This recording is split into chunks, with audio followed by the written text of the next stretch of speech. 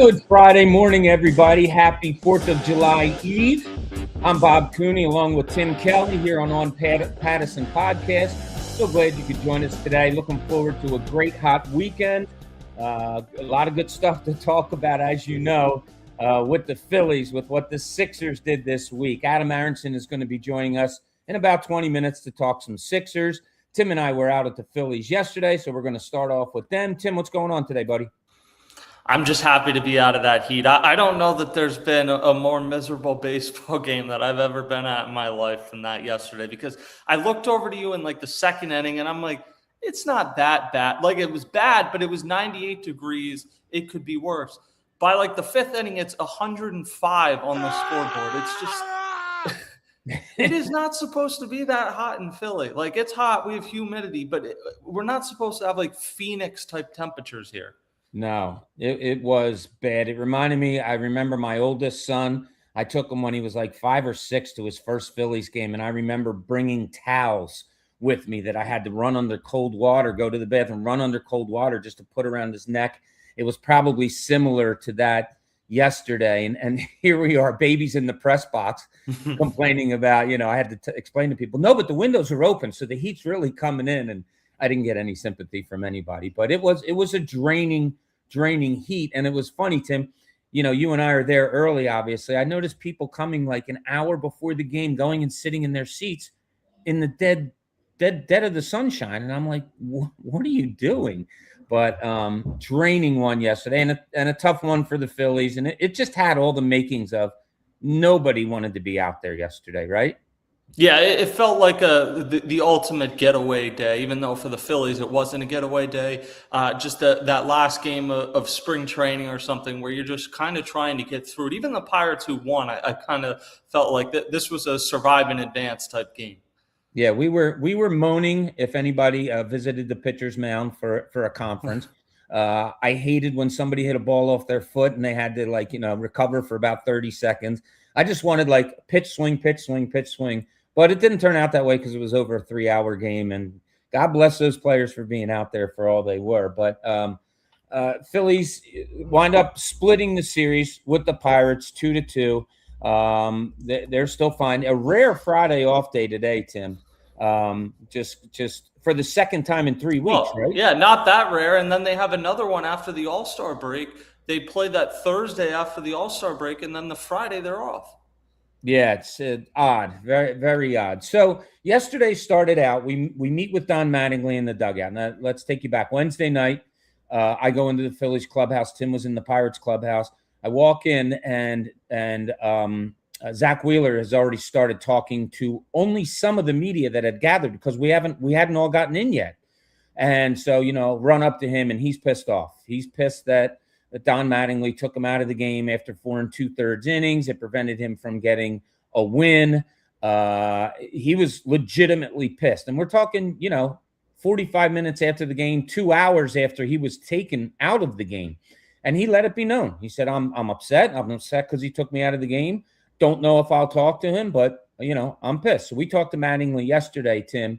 And what did you think of what Mattingly had to say and let the people know exactly what he did say about his dealings with Wheeler?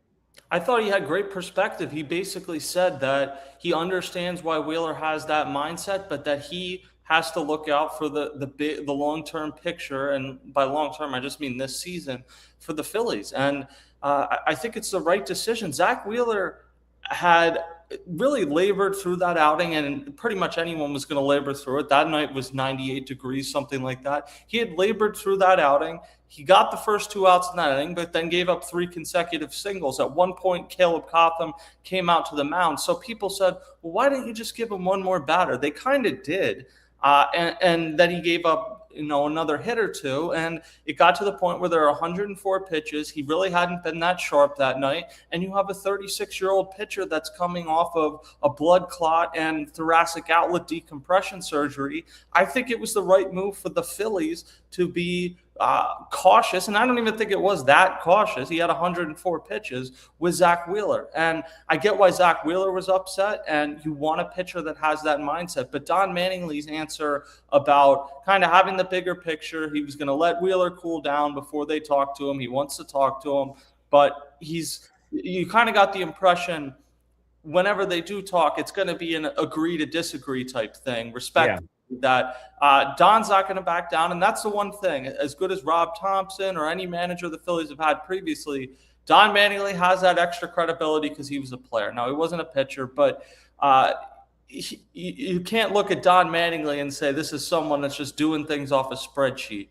Don Mattingly has been there and done that, and I think he gets that extra level of credibility. And when cooler heads prevail, I think this story is going to kind of come and go.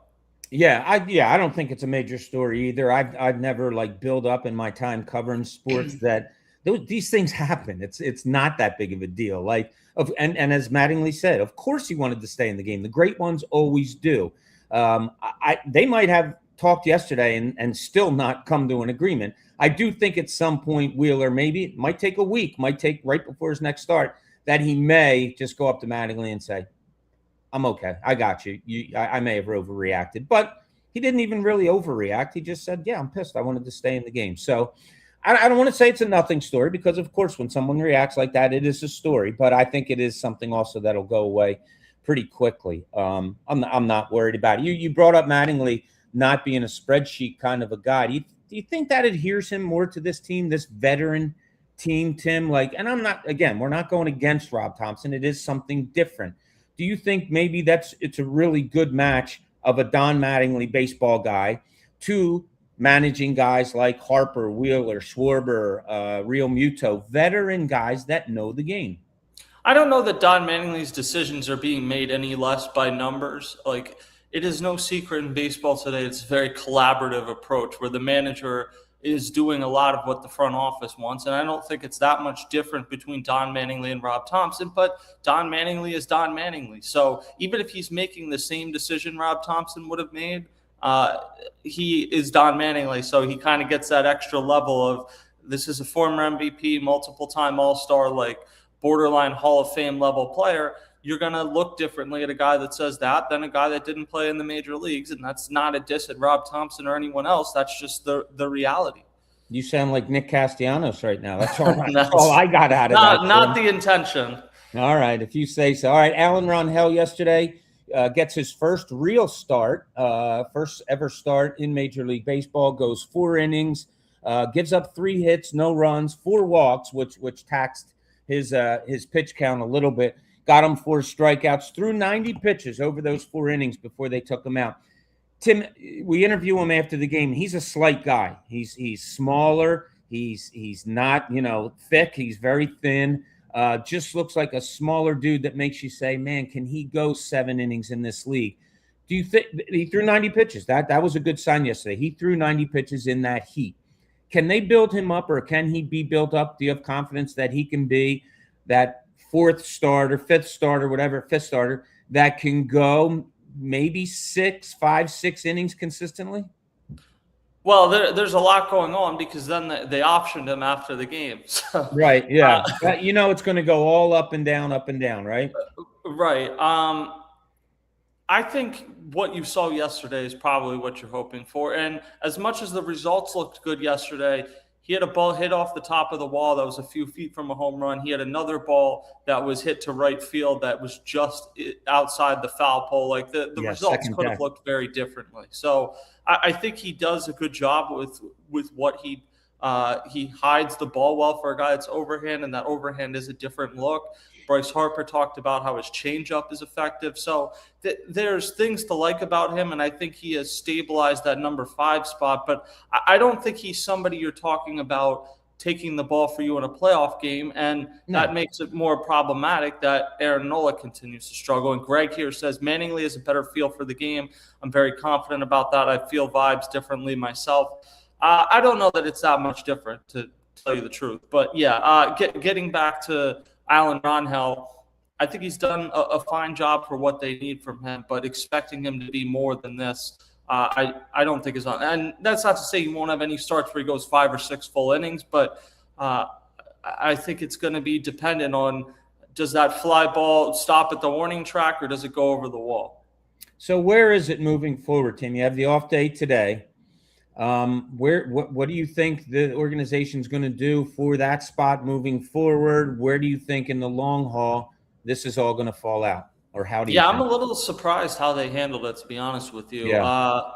I guess you do some sort of a cobble it together type bullpen game for that the next time it rolls around. And obviously, by sending Ron down, you'll get another fresh arm in the interim, and you can mess around with that. But barring an injury, Ron can't be the guy before the All-Star break.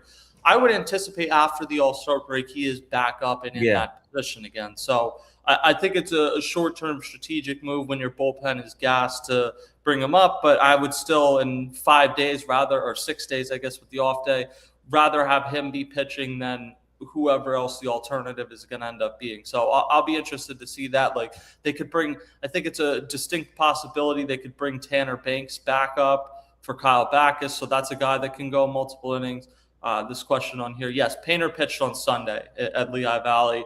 I believe he went 4 innings. It was pretty successful. We'll see. Andrew Painter's not going to be the guy in 4 days, though. So, yeah, we'll see. I mean, I think he's done a fine job. And if you were only talking about this as your number 5 starter, I think you could work with that. The fact that Aaron Nola isn't pitching well and is pitching really worse than what even probably Andrew Painter was, or kind of on that same level, that's the problematic part. So let's talk a little bit about Andrew Painter. A decent outing on Sunday. What if he does have a couple more decent outings, or maybe even good outings? Do you think it's in their heads like, yeah, we want to bring him back? Do you think when they put him down to Lehigh Valley before that, they said, Andrew, we just want you to get righted. There still is a spot here for you. Like, how do you think it is with him? I'm interested to see. I think a lot of it is going to be determined by what some of these, and I know some people don't like this, but what the metrics say on like the effectiveness and shape of his fastball, because he was getting a lot of guys out in spring training without that grading out well. And he even had some starts at the major leagues where he wasn't able to be, or where that pitch wasn't great, but he was able to be effective. Without giving us everything, it seemed to be that they thought he needed to get more extension with his delivery, and that would help his fastball to play up. So if he goes down and has 4 or 5 starts where he's able to do that, then great. I kind of think you're looking at maybe he'll be back up in September, and I definitely think he'll be part of the rotation next season. But just with where things are at, is he going to show you enough before the trade deadline that you feel comfortable not trying to add some sort of veteran? And I'm not talking Tarek Skubal, but I'm talking bringing back Michael Lorenzen or something where it's just kind of a guy that can pitch every 5 days. I don't know. And Aaron Nola, for whatever faults, is not going out of the rotation. So we'll see what happens. So we've talked a lot about the starting pitching. I think you and I were on the elevator yesterday when you kind of quietly just said, this bullpen isn't very good right now. It's not. And yesterday it gave up all 6 runs after Ron Hell gave you 4 innings.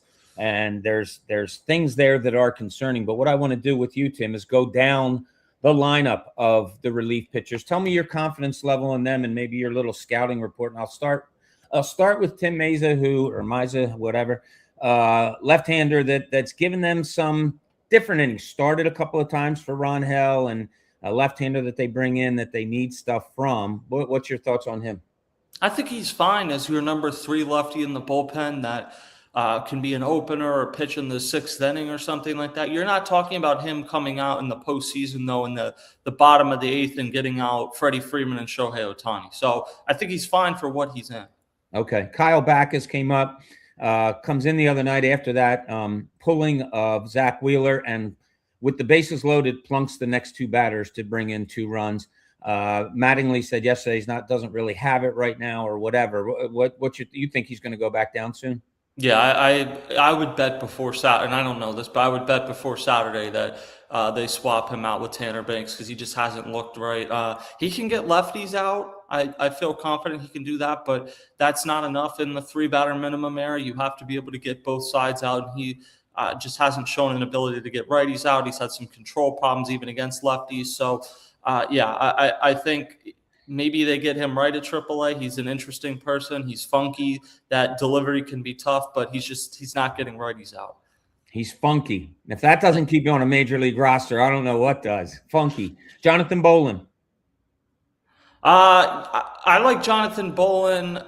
as like a 6th or 7th inning guy. I don't know. A couple weeks ago, I thought maybe he was pushing his way into a higher leverage role. I don't know that he's quite there yet, but I think they won that trade for Matt Strom, who they'll see this weekend in Kansas City. Yeah. You talked about higher leverage. That's where I'm kind of going. I'm getting down towards the higher leverage guy. Seth Johnson?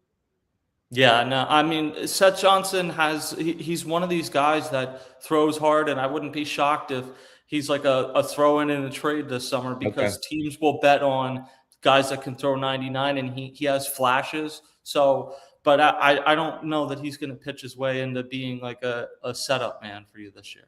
How about Lou Trevino, who might be the only guy on the Phillies that has a better beard than you? Well, Brandon Marsh, I mean. Yeah, I don't like Marsh's beard, but whatever. Really? No, I long beards. Really? Yeah. No, I mean, he really struggled yesterday. It was tough conditions out there. I don't know that you give up on him that quickly, but I don't think I don't. If you ask me, will he spend the rest of the season with the Phillies? Probably not. Okay. All right. Fair enough. I'm going to lump the next two together because I think they kind of are the same person, even though one's a lefty and one's a righty. And I'm going to go Jose Alvarado and Orion Kerkering. Well, I have more trust in Orion Kerkering right now. Now, I don't think he can be your top setup man going into the postseason. Not only did you have the incident last year in LA, but he struggled in 2023 in Arizona. To me, he's better being your number 2 righty setup man. But right now, he is the guy that I have the second most trust in the bullpen. And Jose Alvarado he doesn't look like the guy that he was. I know that Don Mattingly said he's made some adjustments, and Jose Alvarado talked about some of these adjustments with us. He made a few weeks ago, where a few years ago you could throw the ball in the strike zone at 100 miles an hour and didn't really need to locate it, and it would get guys out, and maybe that's changed now. But his ERA last check started with a 6, so it hasn't worked. Do you think those two are better at high leverage situations than, I don't know, a 3-1 deficit in the 6th and they need an arm and they go out there? Like, is there a mentality factor to the two of them that you see, Tim? Maybe with Alvarado, but the reality is he hasn't been great in most of the circumstances that they've put him in there. So he's had some really good moments for the Phillies in the past. I don't know what he's got going forward. Okay. Keller's supposed to go tonight, I believe, right? He's supposed to do a rehab tonight. And if that goes well, Mattingly said that they'll probably call him back up. Most likely he'll be back up before the All-Star break. Tough year so far for him. Do you still have a good confidence level on him? Well, I think it's going to be one of those situations where we're talking to Dave Dombrowski or whoever before the trade deadline, and they say, getting this version of Keller back is almost like a trade in itself. Because by all accounts, I guess he was pitching through some elbow discomfort for most of the season. So we'll see. I mean, he clearly to this point has not lived up to what they were hoping. They were hoping that he would be their primary setup man to Jhoan Duran, who for all the talk, Jhoan Duran has been lights out, money. He had the brief stint on the IL, but he has been great. I think will be the All-Star.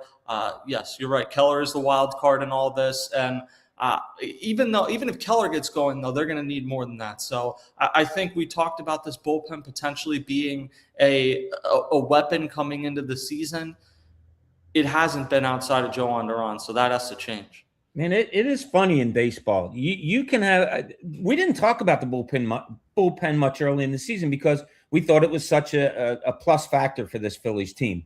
And then all it takes is a guy or two not to perform up to snuff, and that, kind of ruins everything else. It could turn around.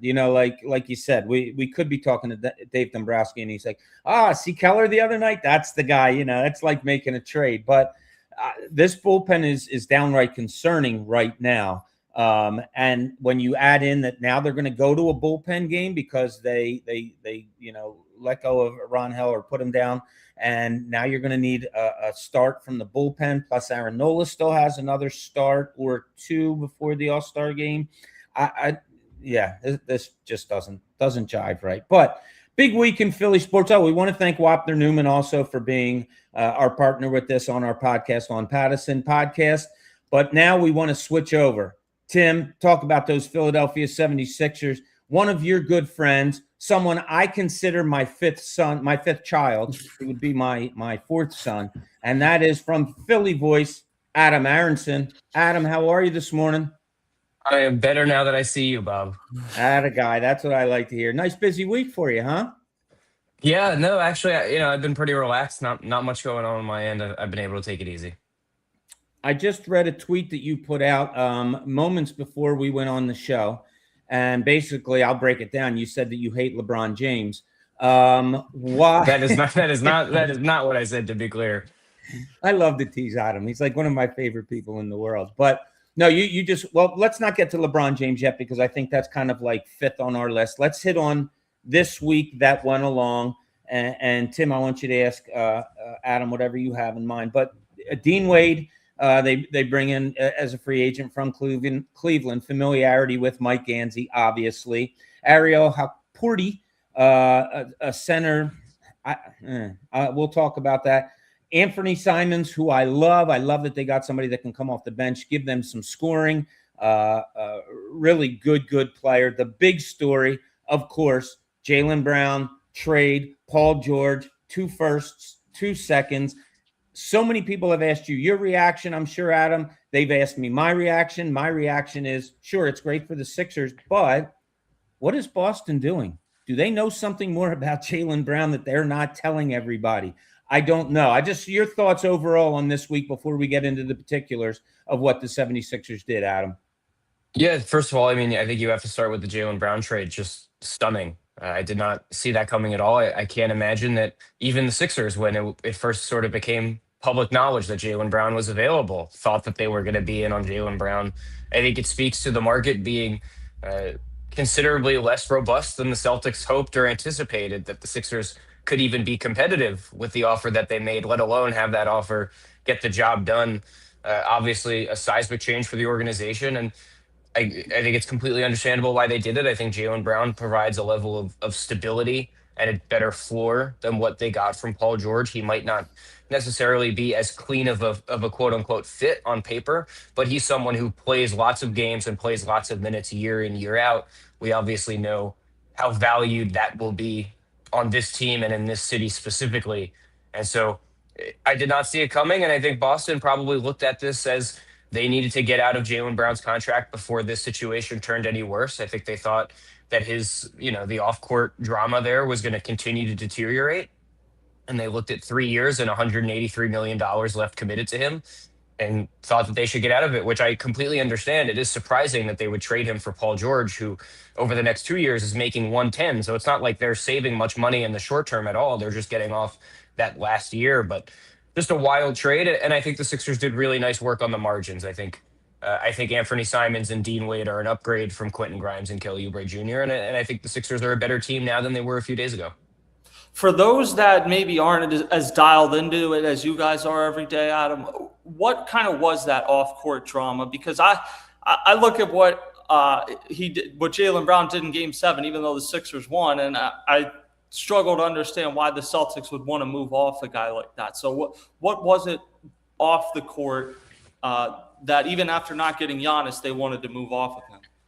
Yeah, well, I think the turning point is Jason Tatum's torn Achilles in the playoffs a couple of years ago, because that set up the Celtics for this season. That Jason Tatum was out; it was unclear if he was going to play again. They traded Kristaps Porzingis and Drew Holiday and let Al Horford go, all to get under the second apron.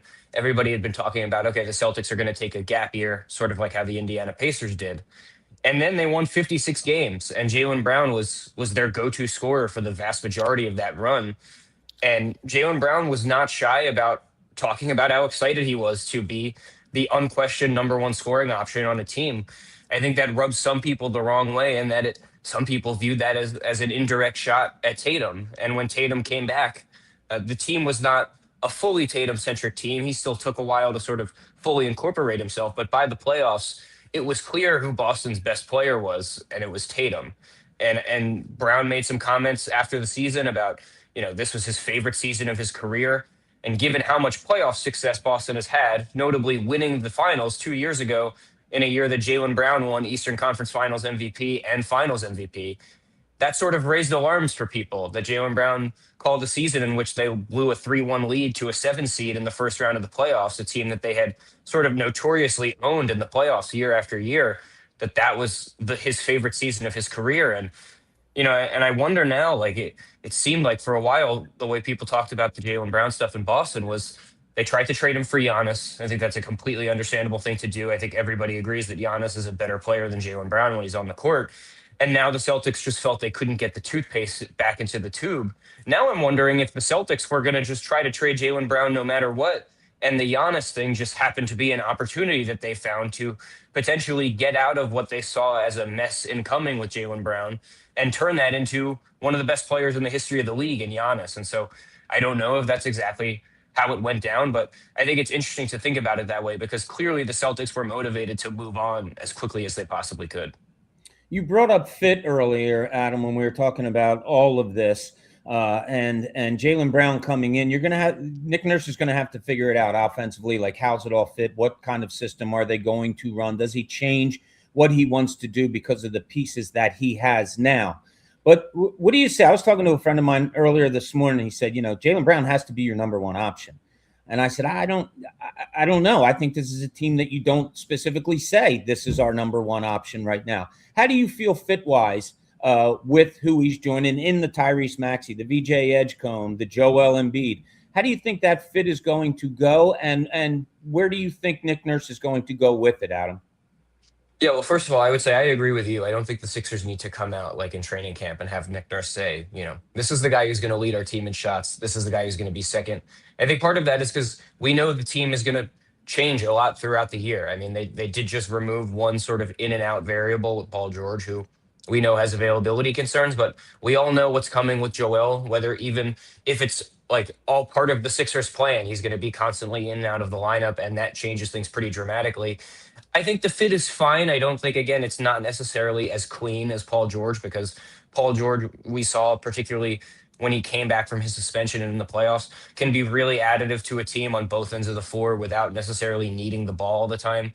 And I think Jaylen Brown is someone who, his value very much comes from having the ball. And so they're going to have to find ways to get him the ball and allow him to do the things that, he's the best at doing, but that can't detract from what they already have. And look, I think Jaylen Brown is now the third best scorer on his team. And I think it's ironic, like when people we're talking about Jaylen Brown trade rumors, it was all through the lens of can Jaylen Brown get his own team because of what we talked about earlier about, him clearly being excited about being the top option. And I would argue he's now gone from the number 2 player in Boston to the number 3 player in Philly. Now, we know Embiid misses so much time that Jaylen Brown is going to probably more often than not at least be a number 2, if not more. But I think it just gives the Sixers more options. And when you watch playoff basketball these days, it's oftentimes decided by offensive execution in the half court. And the Sixers have added one of the more accomplished half court self-creation scorers in the NBA. And I think that will go a long way. I think the bigger thing to me than how Jaylen Brown fits with a fully optimized version of the Sixers is that he's going to help uplift them when they're not the fully optimized Sixers. It often felt when Paul George played and Joel didn't, that Paul just could not bring like any sort of on-ball scoring in a way that would take a load off of Tyrese Maxey. And then you look up at the box score and Tyrese has played 45 minutes and taken 28 shots. That's not sustainable. And as great of a player as Tyrese is, he's not the caliber of player that should be handling that sort of workload anyways. So I see the Sixers now as potentially better suited to manage the Embiid absences because they have another guy who can just eat up so many of these shot attempts. Well, while we're on the topic of great players, one of the greatest to ever play is a free agent now in LeBron James. And I saw Rich Paul, his agent, this morning saying, how could you not be intrigued by the Sixers? I look at this and my gut is that he's using the Sixers as some sort of a stalking horse, aware of how excited Sixers fans are of the possibility of LeBron on the team right now. Am I wrong in that? Like, I feel like if he leaves the West Coast, it would make more sense to go back to Cleveland than to the Sixers. I would think that too. I think he's either going to sign with Cleveland or Golden State. It does seem that the Sixers are pretty intrigued by the idea of pitching LeBron on this. And I understand why he would be interested in hearing about it. I think it's well documented the relationship he has with Tyrese Maxey, also represented by Rich Paul and Clutch Sports. For what it's worth, Nick Nurse, also represented by Clutch Sports. The Sixers have a couple bench players also represented by Clutch Sports. It's an interesting video. I did not expect Rich Paul to bring out a whiteboard with 12 different teams. I thought that was a hell of a thought exercise. Uh, I don't know. I don't think that they're going to get LeBron. It would still shock me. It does seem like a non-zero possibility at this point, just based on the way people are talking about it. But I do think that I would describe it as extremely unlikely, in my opinion. That's not based on any sourcing or reporting. That's just my sense and my intuition. It is a little hard for me to imagine that, the most decorated career in the history of the NBA will have its last chapter written on this Sixers team. But again, 3 days ago, I would never have imagined that Jaylen Brown would be on the Sixers team. So I guess we can't rule anything out. But it does seem like, I would mention that Rich Paul, I believe, says something to the effect of like Philly changed everything. And I believe he's implying that trade meaningfully changed the calculus and that Jaylen Brown is potentially a needle mover when it comes to LeBron, at least considering them as an option. And for whatever it's worth, Mike Gansey has a longstanding relationship with LeBron. They obviously were both part of the Cleveland Cavaliers for a long time, including their 2016 title run. They also played against each other in high school. Mike Gansey in 2000, I think, finished second in Ohio Mr. Basketball, if you can believe it, as good of a player as he was. He did not beat out LeBron James for that award. And it's a hell of a thing to think about. It's a hell of a thought exercise. I would imagine that it's not remotely likely, but it does seem to be non-zero, and that is kind of remarkable given what the state of the Sixers was. I don't know, 4 days ago when they were running back a team that everybody locally was exhausted of. It's pretty crazy that this is even something that we're talking about. Yeah, it is, and I agree with you that I don't think it's going to happen. I would love for it to happen. I just think they still have so many needs to fill. With one player, you could fill an awful lot of those needs with LeBron James. I'll give you an exercise during the weekend, Adam, because I've done it with so many people. Find somebody that thinks LeBron shouldn't be here. Ask them why. They will give you 3-4 reasons, and I guarantee none of them will have to do with on-the-court basketball stuff. Guarantee. It'll be, he whines too much. Oh, he's a circus. It's going to be crazy. If you told me that you could bring in a 6'8", 250-pound guy that can handle the ball, rebound, pass, score. Exactly. That's exactly what this Sixers team needs right now. So it would be cool. It would be shocking. But like you said, you didn't know the other day that they were going to have Jaylen Brown in this team. I want to break down some of the other guys with you too, Adam, because when they signed Dean Wade, I was very skeptical. I put out on Twitter, my first reaction is meh. I said to people at the time, now don't forget, there was no Jaylen Brown here at the time. I said, it's like signing a Mark Ivoroni, a Kurt Rambis from the 80s, guys that you made that fifth starter because you had such a talented starting four. At the time, they still had Paul George. I said, but they don't have that talented starting four. Well, now they do. Dean Wade, great defender, energy guy. Now he fits more perfectly, don't you think, Adam? Yeah, I think he's a really strong fit. I agree with your assessment that he's sort of an ideal fifth starter, and I think he might not be as skilled or as talented of a player as Kelly Oubre, but I think primarily because he's a more reliable spot of three-point shooter, he's a better fit to be a fifth starter than Oubre, who I think is better suited as a sort of one of your first few guys off the bench who can provide a scoring punch, and that is what Kelly is now set to be for the Indiana Pacers. I think Dean Wade's a nice fit. I think it was a reasonable price, 4 years, $38.7 million. There's a partial guarantee on that fourth year. I think they'll be able to, between VJ Edgecombe, Jaylen Brown, and Dean Wade, now have three guys that are very comfortable and have a lot of experience guarding the other team's best player. And I think being able to switch those assignments around, not just from game to game, but even within games, is something that Nick Nurse is going to utilize. Dean Wade is probably not going to do a ton of stuff that blows people away. His line in the box score will never particularly blow you away. I think a lot of people, when the Sixers signed him, probably looked at his career stats or his basketball reference or whatever and saw the points per game and were underwhelmed. But he's someone that, again, I used the word additive earlier. He's additive to winning teams in a way that does not require touches. And that's really valuable. He's going to see many more open three-point shots, I would think, than he ever has before. on this new team, and he's going to have to make them. And that ultimately, with so many role players, like we can get into the nitty gritty of, their offensive usage and their defensive usage. Ultimately, their value oftentimes just boils down to how many of their spot up threes do they make. And the Sixers obviously are betting on him doing that. I think it's a very reasonable pickup. Obviously, the familiarity with Mike Gansey is there, and I think everybody suspected that this was something the Sixers would look at.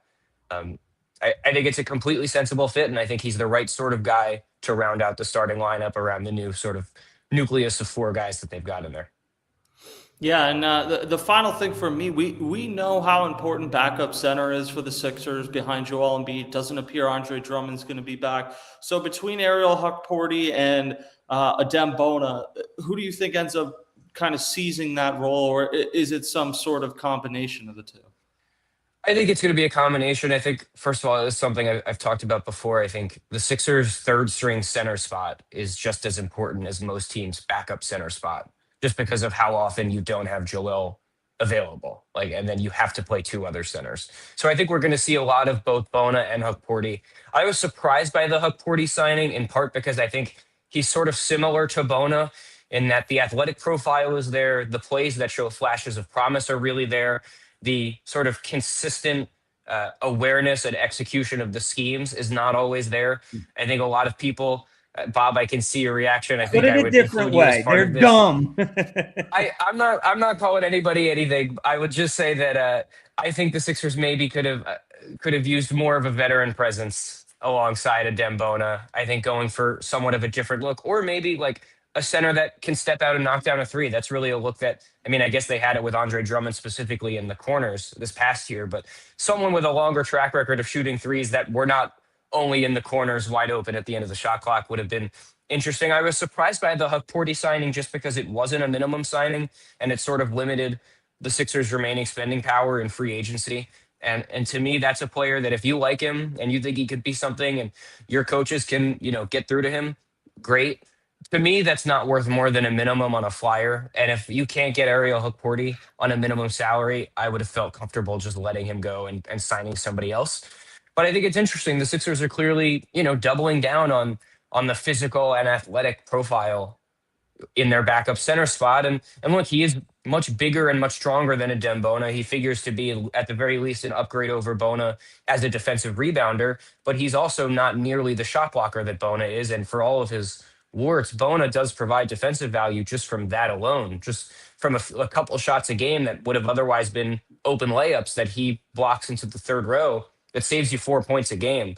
So I was surprised by the Hukporti signing. They're going to need both him and Bona and potentially Janai Broom, who barely played as a rookie, and the very limited returns were not all that encouraging.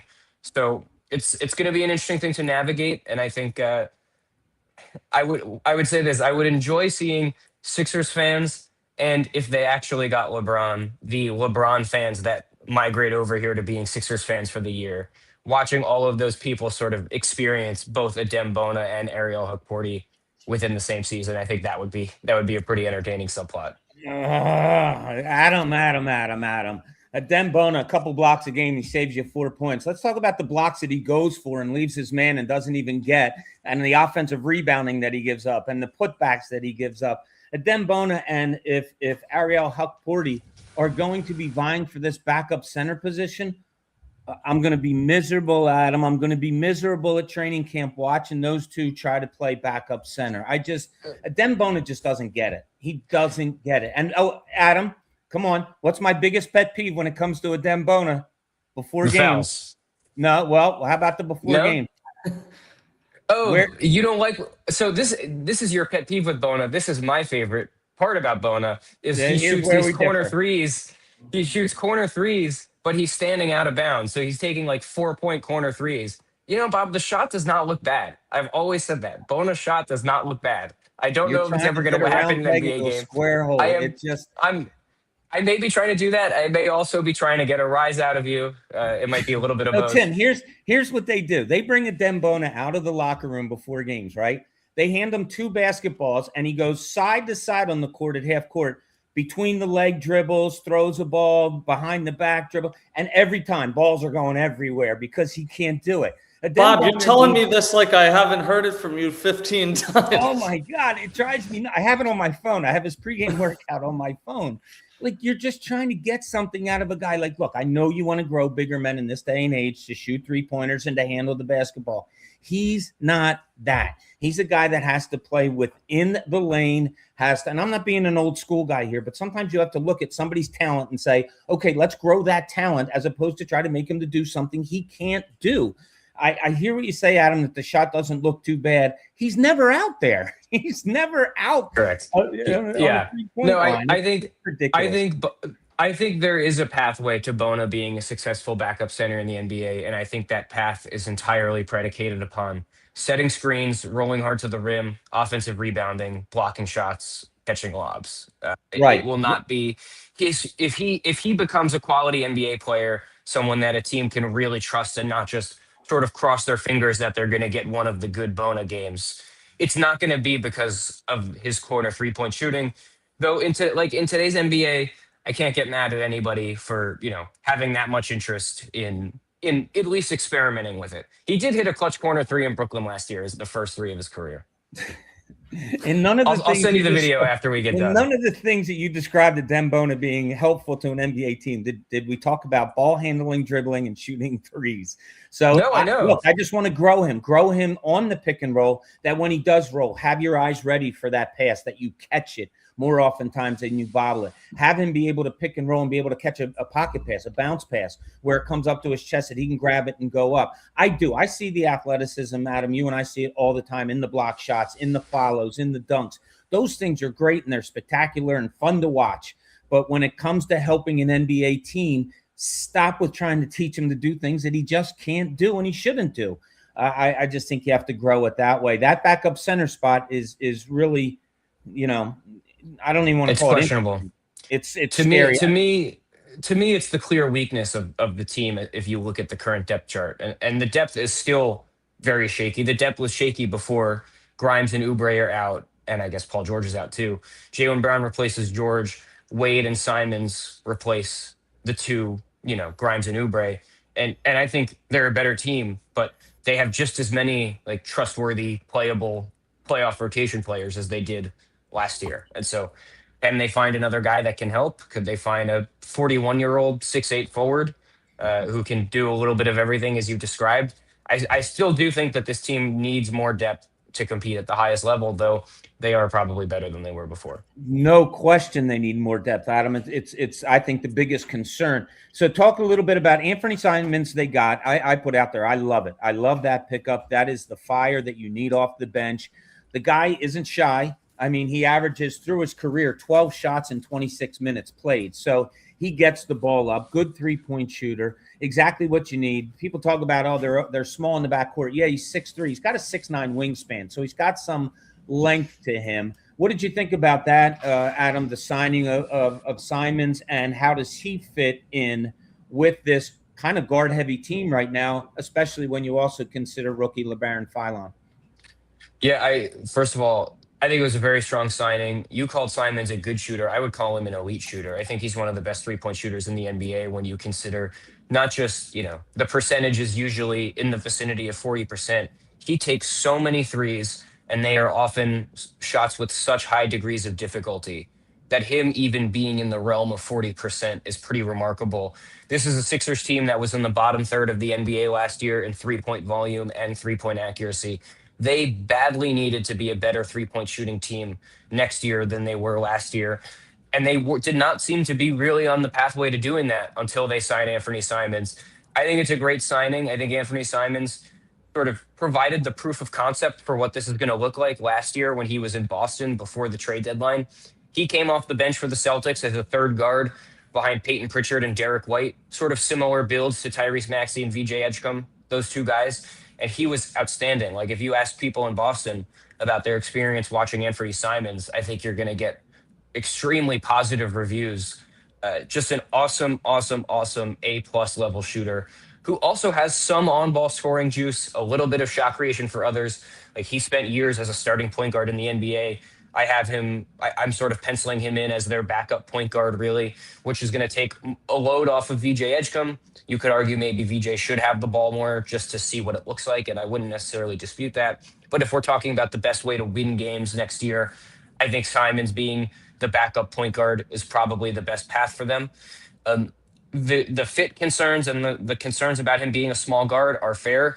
But again, this is not someone the Sixers need to start or close games. This is someone that they need to come in and sustain high caliber offense when particularly Maxey needs a break.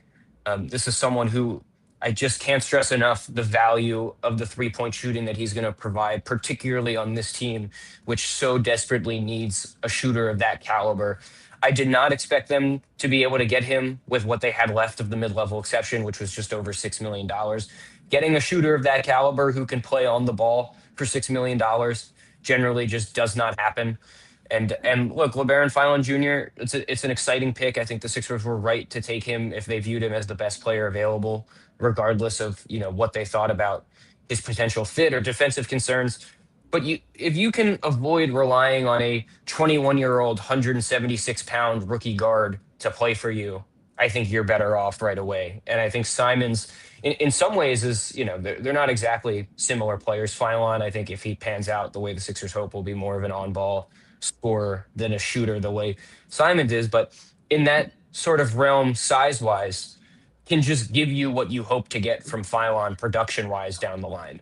And so I think being able to slow play Philon a little bit will be for the best. And I think Simons is just going to provide a sense of stability and a sense of security for the Sixers bench that, as we all saw really all year, but particularly in the playoffs, they just needed more of that bench pop. And I think Quentin Grimes showed pretty clearly last year that he was not suited for that sort of role. So, Tim, I want to talk to Fishtown Tim before we let Adam go. Not Tim Kelly, general manager of or is that your title, general manager? No. Managing editor? Managing editor. Managing editor. I call you my general manager. What was your reaction to like this whole Sixers thing? Shocked. I mean, I was at we were both at the Phillies game that day, and we were sitting there eating dinner, and Luke Arcaney said, "Oh my God, the Sixers just traded for Jaylen Brown," and Ty Daubert was there with us. He's a big Sixers guy. Like, yeah, it went from this is going to kind of be a boring free agency to, oh my God, the Sixers are like one of the stories of free agency until LeBron makes his decision. So I was really taken aback by it, to be quite honest with you. So, Adam, before I let you go, all right, I think we know what the Sixers starting five right now is with no LeBron James here yet. And that, of course, is Embiid and Maxey and Jaylen Brown, VJ Edgecombe, and now Dean Wade also. We talked about Anthony Simons going to be that plug off the bench. LeBaron Fallon Jr., who knows, he's a rookie. Where does it fall after that? Because I'm real skeptical of all this. Yeah, well, again, someone has to play backup center, and so you're looking at some combination of Bona, Hutporty, and maybe Janai Broom, depending on who's available, who's injured, who's not. To me, the other guy that they have that you can trust to play is Dominic Barlow. Barlow is not a perfect player. They picked up his team option for $3.4 million, which is not that much. They decided not to try to work out a longer-term deal with him. He is someone that, particularly when he plays with Embiid, can be really, really impactful. The Sixers were excellent this season when they had Barlow and Embiid on the floor together.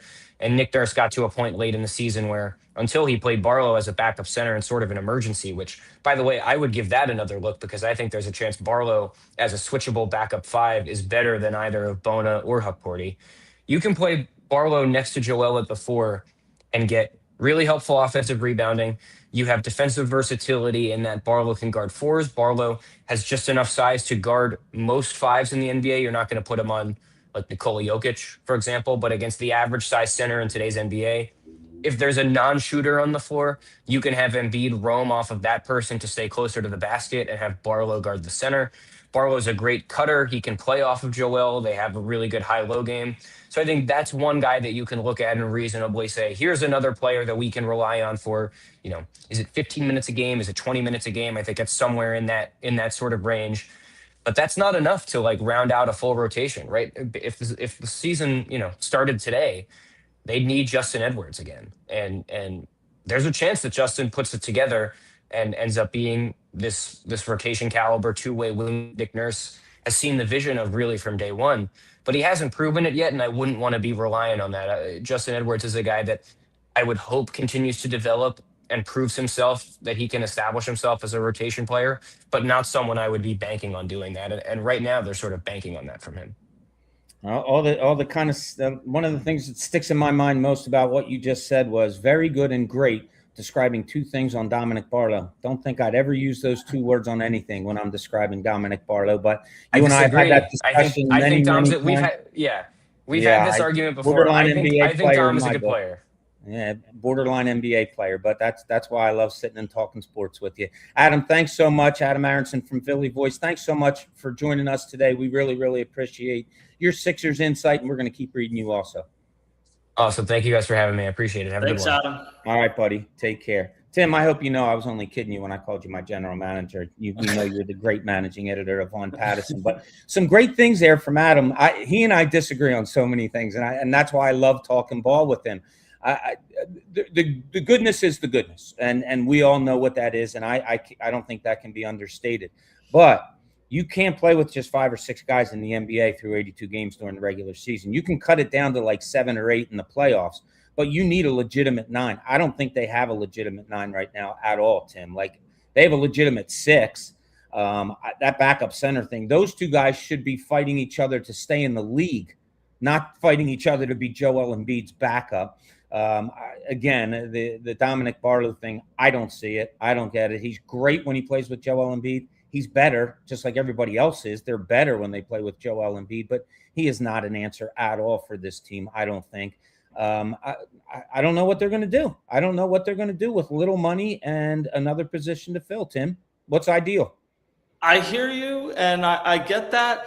But at the beginning of this week, I don't think we would have expected to even be talking about the Sixers on this podcast. Maybe in this final 10 minutes. For the Sixers to have led the show with Jaylen Brown, there's some excitement again. You got off the Paul George contract, even though you brought in another big contract. It's a guy you're more excited about. I think some of the other moves that Mike Ganzi's made have been seem like they could be good. So we'll see. I mean, obviously the LeBron thing looms over all of this, but I think fans should be encouraged by the fact that the first look at what Mike Ganzi can do, because really the draft is more on Jameer Nelson and Elton Brand and guys that were here preparing for it. Sure. The first look at the Ganzi, sort of Bob Myers in the picture as well, Jameer Nelson front office, it appears to be good. It was creative. Like, we kind of felt like the Sixers were a little trapped for a year or two, and as it turns out, they weren't. Yeah, isn't it fun to have an unknown to be able to talk about again, though, like on one of the sports teams? And real quick, we'll go to another sports team. Danny Briere gets in front of a microphone this week and says, yeah, we're probably going to take a step back this year. You and I kind of just hit on it lightly, like, what do you make of that? And we don't have to be specific, but a team that overperformed, won a playoff round that you didn't expect, got swept by the eventual Stanley Cup champions. Like, what was your reaction to Danny Briere saying, yeah, we're probably going to take a step back? Yeah, I'm all for like tempering expectations, but when you just had the first like enjoyable season in 5+ years, going about it by being that blunt, I was a little surprised by it for sure. So I do think that when a GM comes out and says that, how could that not suppress excitement for the team? And then when you have it coupled with the fact that the Sixers made such a big move, yeah, I mean, I think that worked in the advantage of the Sixers. Danny Briere saying that, people kind of looked for another winner team to be excited about, and the Sixers were happy to walk through the door. They certainly did. All right, so we hope everybody has a great 4th of July weekend. Tim, what do you equate with the 4th of July? What's your biggest, this goes with the 4th of July all the time? Probably fireworks, yeah. Have you seen any yet? I don't think I've seen it. The problem is I have a dog that hates fireworks, so that has kind of reduced my enjoyment of fireworks. But I used to like them a lot. So we went out last night, saw our township fireworks. We didn't go where the big crowd was. We just found a spot in the neighborhood where we could see them all. Love the fireworks. I heard a statement the other day that I don't want to say made my skin crawl, but it made me go, eh. And my first thought was, I hope Tim Kelly doesn't think this. I really did. That was my first thought. And here was the statement. The movie The Sandlot is overrated. No. That's my favorite movie. Thank God, Tim. I love you again. That was my favorite movie as a kid. That's my favorite sport. I hate most sports movies because I think you had like Remember the Titans, and every movie since has tried to copy that formula, and it's just not that interesting.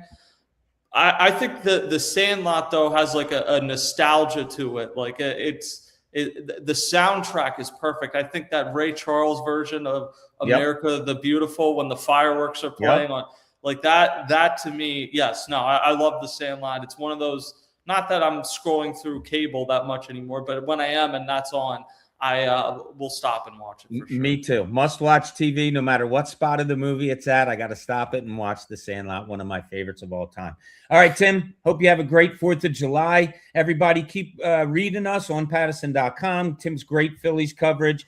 We're going to keep our eye on the Sixers. The Flyers might be doing a little bit something, bringing back an old member of the team, a former captain. Maybe Claude Giroux signs with them. If he does, we'll be on top of that. Everything coming at you. We appreciate you joining us. We hope you have a great 4th of July. And Tim, I just want to tell you, stay out of the sun and be safe, buddy.